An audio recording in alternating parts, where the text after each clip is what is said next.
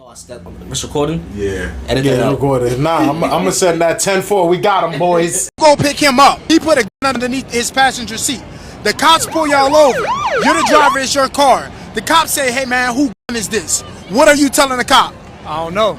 Now, bang, cop arrests you. You sat in jail, lawyer comes and say, hey man, this gun got 3 bodies on it and it came back stolen. It's your car. If we go to trial, you're gonna get a minimum of 12 years.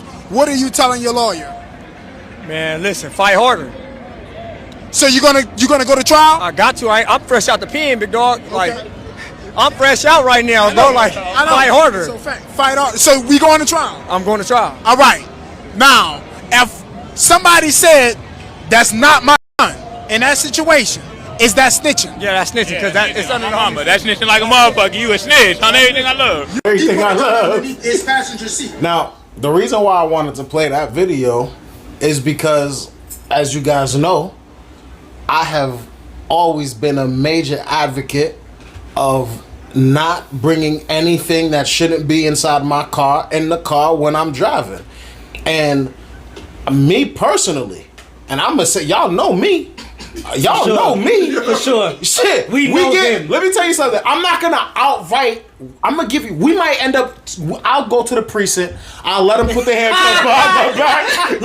No. I'll let them put the handcuffs behind my back. I'll even go to the precinct. I'm gonna give you time to come to your senses.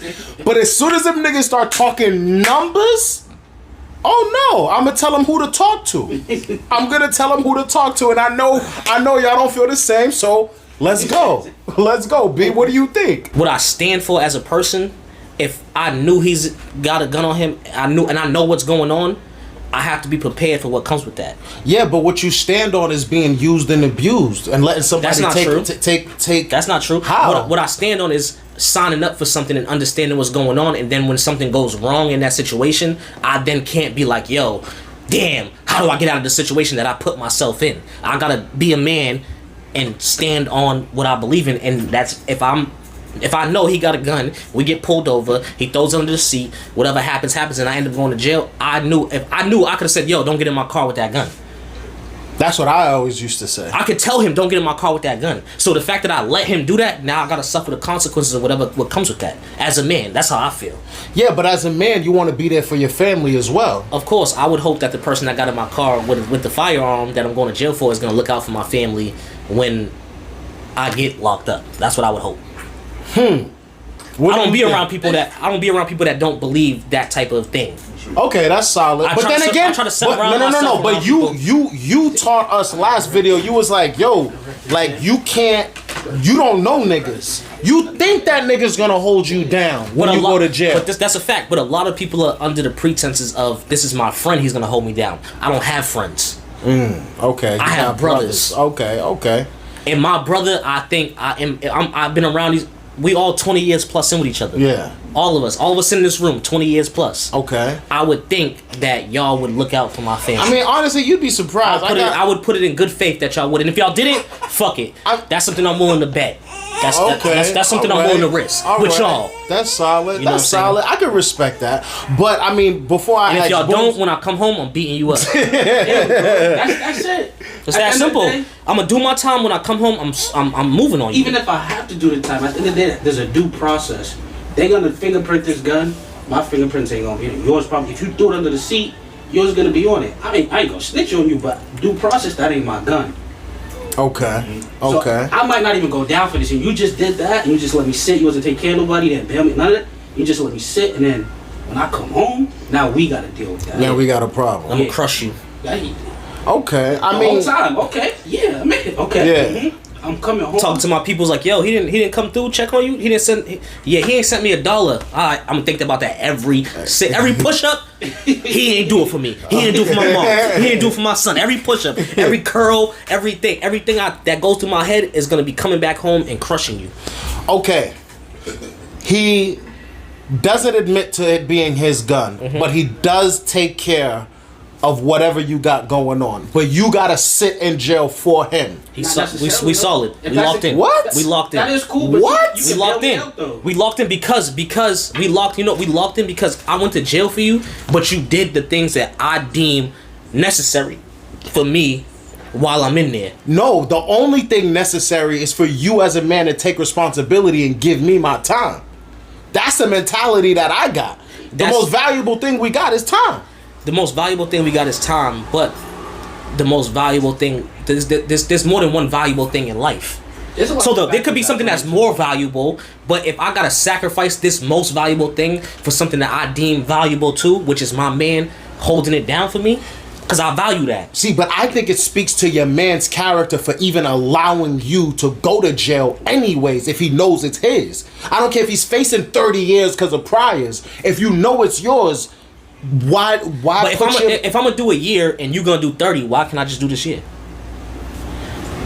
I feel like that's the disconnect where it's like, if I could do 18 months for this pistol, because that's what you mandatorily get for your first gun charge, right? Okay, yeah. If I could do 1.5 years, or maybe even 2.5 years for my man, that if he get caught on his third sub, fourth sub, they're sending him up the way for 15, 20 years. Okay. I'm like, I could do that for my man so he don't get a 30 ball. Honestly, I could do that. Okay, I can understand that, but it would have to be your choice. I don't feel like your man's not taking the rap for it and letting you go through that shouldn't be the way. He would know that's my choice before we even get in that situation. Okay. Because I know what's at stake once I let him in the car with it. And that's why I've always respected niggas, because niggas always respected my wishes, because they knew I was gonna tell. They knew I was gonna tell, nigga. But it's different, because I'm telling y'all, listen, I'm gonna tell. Yeah, that's the thing. It's not like we've ever been in a situation where you didn't make that known. If you didn't make that known, that's fucked up. Yeah, that'd be fucked up. But you always let it be known. So it's like, if we decide to put you in that position, I can't be mad at you. I can't be mad at you for doing what you are gonna do. Like that. That'd be foolish of me. That's a fact. You're not even a snitch if you do that. Yeah. I don't consider that snitching. I put a person who told me willingly, I'm not taking the rap for this, in a position where he had to tell on me. I put you in a position where you had to tell on me when I didn't have to do that. You're not a snitch to me. I don't believe that's snitching. There's a lot of factors that come into play too. Like, if he got a family, I don't. Even if I'm about to go through 30, I'm doing 30 without a family. You got kids to take care of. You got no record. Keep that. I'm gonna go through this 30, bro. It's cool. Yes, but them type of niggas are damn near dead and gone. That's solid. That is solid behavior. But them niggas, they there. I wouldn't take. There's a lot of people out there that probably do that, but there's a lot of niggas who ain't doing that. That's a fact. There's way more that wouldn't. Yeah, there's way more that wouldn't that would. Yeah, and that's real too. And that's real too. Some like that's being so real. Like, yo, I don't really got nothing out here. I don't got much to live for.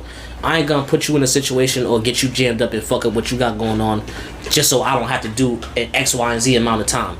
You might only do a year, but it's like, that's a year away from your family that I don't wanna see that. But then after that, you could look at a nigga being a solid nigga by saying, nah, Brody, that's 30 years. It's okay. I'll take a break from my family for a year and a half if I got to, because I don't want to see you do the 30. Yeah, in 30 years, you could make a family in 30 years. Yeah, it goes both ways. It's like, it's solid on each end. Yeah. But it's like, there's also where, a lot of people will be acting like they won't tell, and then they end up telling. That's the problem. That's the problem. Yeah. Where it's like, if a nigga get in your car and you don't know he got it on him, and y'all get pulled over, that's one thing. But if you let him in the car and you gotta take what comes with that. That's how I feel. Okay. Oh, so wait. So if he doesn't know, and he tells, he's like, nah, that's his gun. That's snitching. That's snitching for sure. But that's a snitch that I'm not mad at. Like, I'm not mad. That's snitching. I'm not mad at that. You know what? Though. There would have been a time where that exact scenario would have got you killed. That exact scenario. Because I know that exact scenario of, like, whether the dude didn't know he had a gun, he put it underneath the seat, and now the police pulled him over, and the guy's like, nah, bro, that's his gun. The driver would have got killed for that. No, for sure. But that would have happened, and that's fucked up, because a nigga that would do that ultimately isn't your man's. Yeah. A nigga that will hop in your car. Well, there's no honor amongst thieves.